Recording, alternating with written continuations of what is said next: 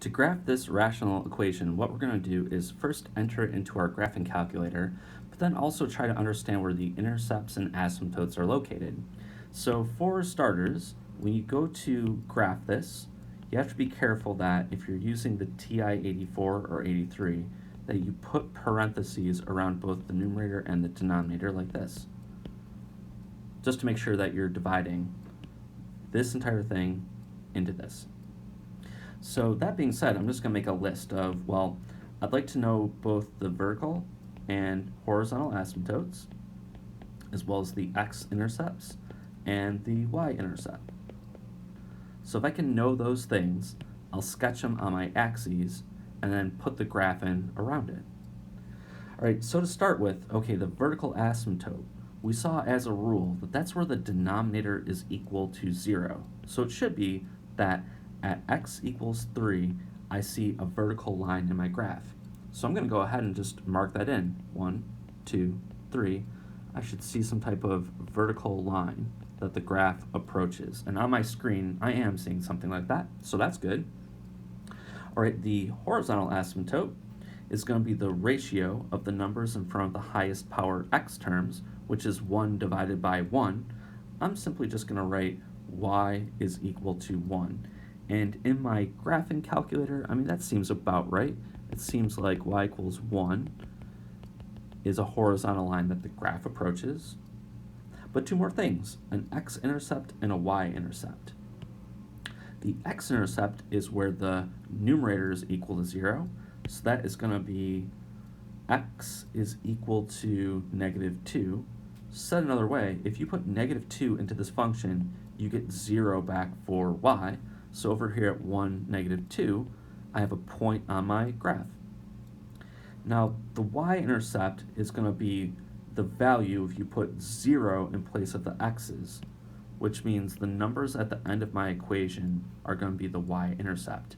It's going to be -2/3 if you want to be exact. Now, when I try to graph this thing, I'm just going to put a point that's 2/3 of the way down from the y-axis. With this information, I can now sketch my equation pretty nicely. I know I have one piece over here that's approaching both of the asymptotes, as well as over here. The only difference is I know that it has to go through my two intercepts. And that is a decent sketch of this rational function.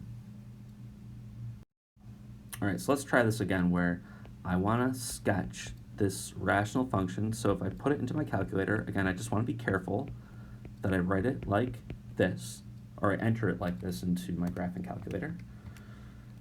All right, and the equation I see, there's definitely a vertical and horizontal asymptote. So let me list these things out: vertical asymptote, horizontal asymptote, as well as an x-intercept and a y-intercept. I can see them on my picture. If I start with the vertical asymptote, clearly that is at -1. According to this equation, that number makes the denominator 0. And I see that on my screen. I see at roughly -1 at least that I have this vertical line. Now the horizontal asymptote is going to be the ratio of the numbers in front of my x terms. That's 2 over technically 1. You could write 2 over 1 if you want, but really I know it's just equal to 2. So there's going to be a horizontal asymptote here.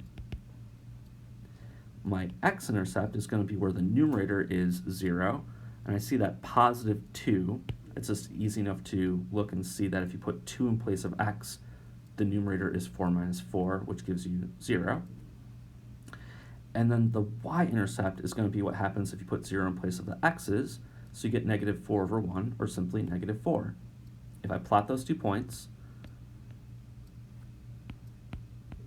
I get these locations here. If I sketch in my graph around it, it has to approach the asymptotes, yet go through those intercepts. And therefore, the graph has to be over here. I think one thing to point out is it might be worthwhile checking these values in your table. Like, you don't have to do this, but just to verify my work, if you put 2 in place of x, it should tell you that you get 0 for y. Well, that's good, that's the x-intercept. Also, if you put 0 in place of x, it should say -4, which it does. But you can also check the vertical asymptote by putting -1 in place of x. That's division by 0. I mean, you should see some type of error, but that's just our way of saying that, yeah, this weird split happens in the graph. One thing that's hard to find on your table is the horizontal asymptote.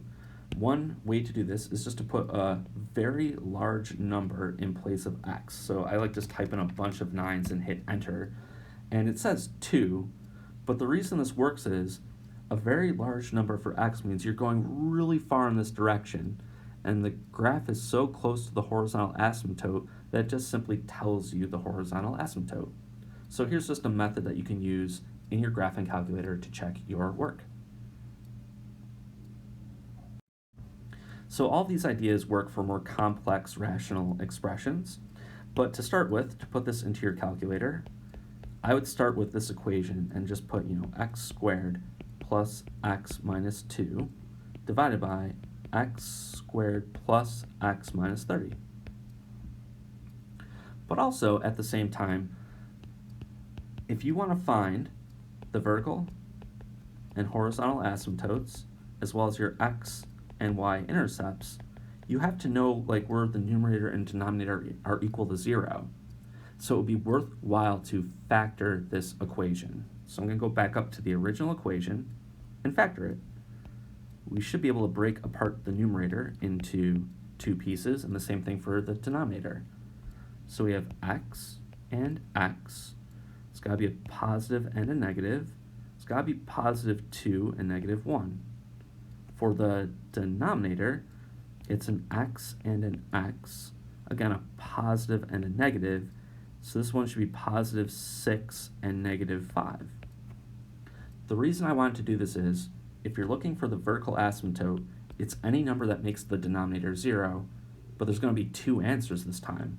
Both negative 6 and positive 5 make the denominator 0. So if you look at this in your graph, you should see vertical lines at both negative 6 and positive 5. So I just verified this. I do actually see that on my screen. The horizontal asymptote is going to be the ratio of the numbers in front of the highest powered x terms. So I'm not looking at these x's this time. I'm actually looking at the numbers in front of the x squareds. They're both 1, so that's going to be my horizontal asymptote. Now the x-intercept is any number that makes the numerator 0, and since I have this thing factored, I see both negative 2 and positive 1 are numbers that make the numerator 0. So I'm going to mark those on my graph, positive 1 and negative 2.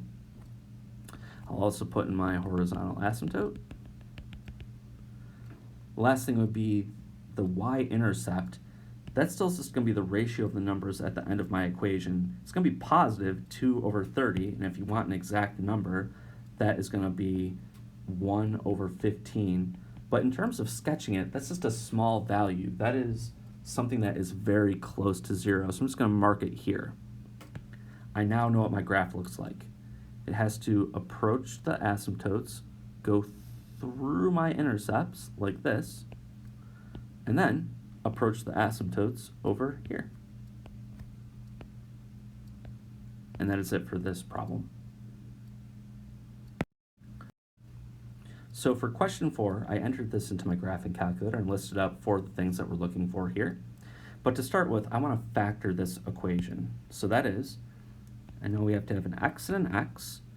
2 numbers that multiply to negative 6 but add to negative 1 are negative 3 and positive 2. And for the denominator, it's going to be positive 6 and negative 4, this here. Okay, so therefore my vertical asymptotes are going to be where the denominator is equal to 0, which is negative 6 and positive 4.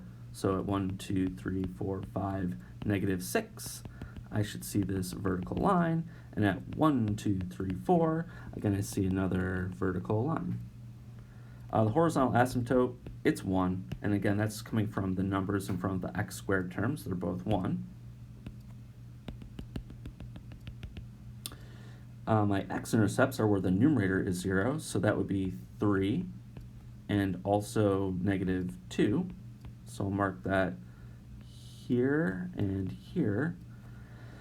Okay, my y-intercept, if I put 0 in place of all of the x's and negative 6 over negative 24 is left over, that's a positive number. That's positive 1/4. All right, let's see, positive 1/4. So maybe that's roughly like right there. And I know what my graph looks like. It has to go through those points. And then also, my graph is up here.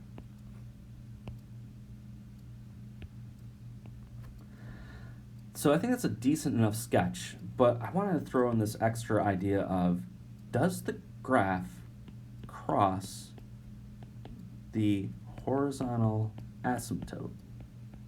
And what I'd like you to do is take the equation